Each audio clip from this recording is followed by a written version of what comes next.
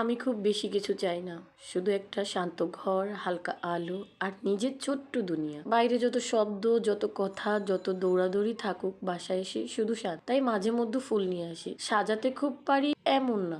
শুধু সুন্দর জিনিস পাশে থাকলে মনটা নরম হয়। কিছু মুহূর্ত থাকে যেগুলো খুব ছোট, খুব সিম্পল, কিন্তু সেগুলো সবচেয়ে বেশি শান্তি।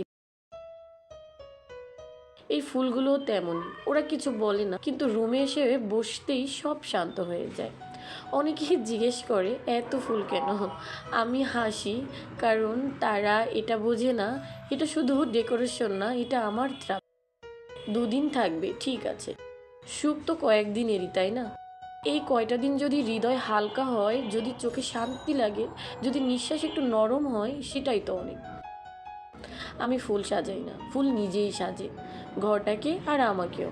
তাই সময় পেলেই এক গ্লাস পানি, নরম আলো আর কিছু নীরবতা নিয়ে বসি। একটু শান্তি নিজের জন্য, খুব সিম্পল, খুব ধীরে নরম ভাবে নিজেকে একটু সাজিয়ে তুলতে, মনটাকে একটু সাজিয়ে তুলতে এই ফুলগুলোই আমার। আর যদি তুমি এটা দেখে একটুখানি শান্তি পাও, তাহলে বুঝে নেবে যে ফুল শুধু ফুলদানিতেই নয়, এটা তোমার মনকেও সুন্দর করে একটু সাজিয়ে তোলে। ফুল সাজাতে সাজাতে ভাবি, জীবন তো এমন, যত্ন নিলে ফুটে ওঠে, অবহেলায় শুকিয়ে যায়। ফুলের ঘ্রাণে মনটা অনেক শান্ত হয়ে যায়। কত ছোট্ট একটা জিনিস, তবুও কত বড় শান্তি এনে দেয়। আজকেও নিজেকে বললাম ধীরে বাঁচ।